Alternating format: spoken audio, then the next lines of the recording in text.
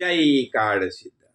देखिए, हम भगवान की भक्ति करते हैं तो भगवान भक्ति कैसी होनी चाहिए? अंतःकरण से भक्ति होनी चाहिए, अंतःकरण से भक्ति होनी चाहिए।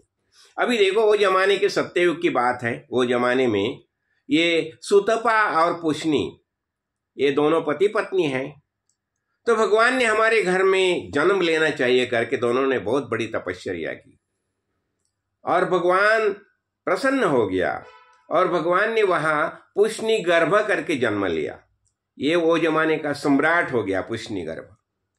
और बाद में देखो, भगवान जब ही देता है तो 3 बार देता है।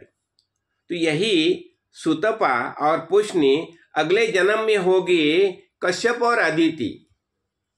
तो अब ये कश्यप और अदिति होगी तो वहां भगवान ने बटु आमन करके जन्म लिया है। देखो, बटु आमन करके भगवान ने जन्म लिया। तो वो भी वही उसी समय की भी बात ऐसी है।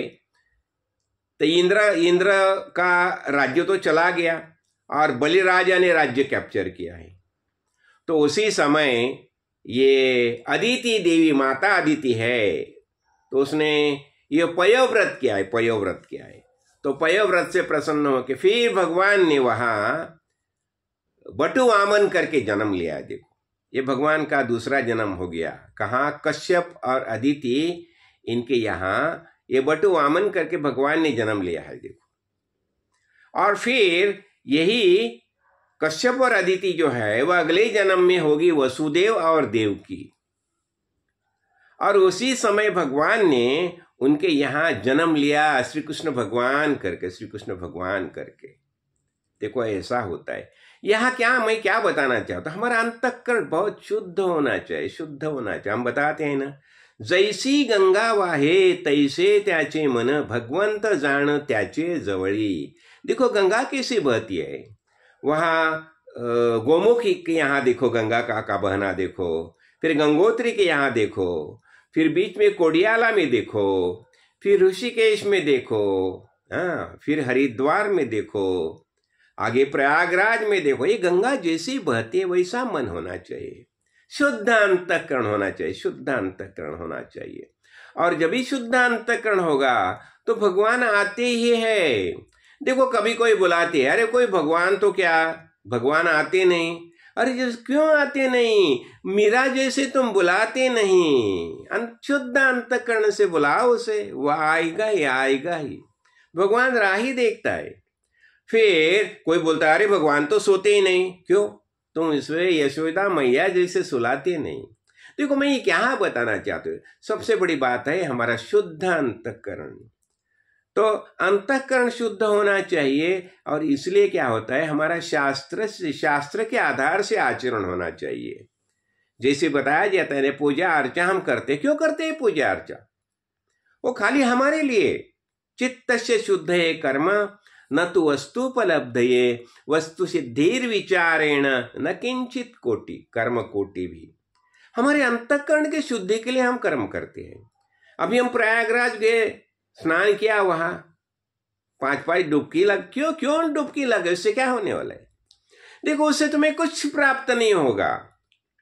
शुद्ध अंतःकरण की शुद्धि के लिए जो अनेक प्रकार के पापाचार जो हमारे हाथ से होते हैं, उसका पाप जो है बह जाते हैं, वो धुल आ जाते हैं। तो पापों का परिमार्जन करने के लिए हमें अनेक कर्मकांड करते। कर्मकांड, उपासना कांड, क्यों? यही चित्त शुद्धि के लिए। अभी हम प्रयागराज गए, गंगा स्नान किया। देखो, वहां एक अलग औरा रहता है, एनर्जी रहती है। जैसे हम बोलते हैं, अभी हम हिमालय में रहते हैं, देखो देवभूमि में रहते हैं, तो ये देवभूमि का एक औरा अलग रहता है। देखो, यहाँ के अनेक स्थान है ना, वहां की एक एनर्जी अलग रहती है। तो जब भी हम वहां जाते हैं तो हमारा अंतःकरण शुद्ध हो जाता है। देखो, हम एसी में प्रवेश किया, एसी में क्या है समझो, अभी बहुत धूप है, तो धूप में से हम एसी में प्रवेश करते हैं, हमें अच्छा लगता है ना। क्यों? वो एसी का इफेक्ट है। ऐसा ही ये देवभूमि में सब एसी है, भगवान की एनर्जी है, ऊर्जा है। और अभी भी देखो, इतने प्रयागराज में इतने महापुरुष आगे कहाँ से आए? वो हिमालय की गिरकंदरा में ध्यान धारणा करते हैं और उनकी पॉजिटिव एनर्जी है उसका इस्तेमाल पूरा भारत भूमि करती है। तो वहाँ जो आते हैं तो उनकी पॉजिटिव एनर्जी है वहाँ, इसलिए जब हम वहाँ जाते हैं तो एनर्जी का हम ग्रहण करते हैं। देखो यही सबसे बड़ी बात होती है। तो अंतःकरण शुद्धि के लिए हम सब बातें करते हैं, ख्याल में रखो। तो इसी से हमें क्या सीखना चाहिए? भगवान हमें प्रसन्न होता है, हमारे यहाँ आता है, लेकिन हमारा शुद्ध अंतःकरण सबसे बड़ी होती है। इसलिए हमें क्या करना चाहिए? हमारा अंतःकरण शुद्ध रखना चाहिए। जय कार्ड सिद्ध, जय कार्ड सिद्ध।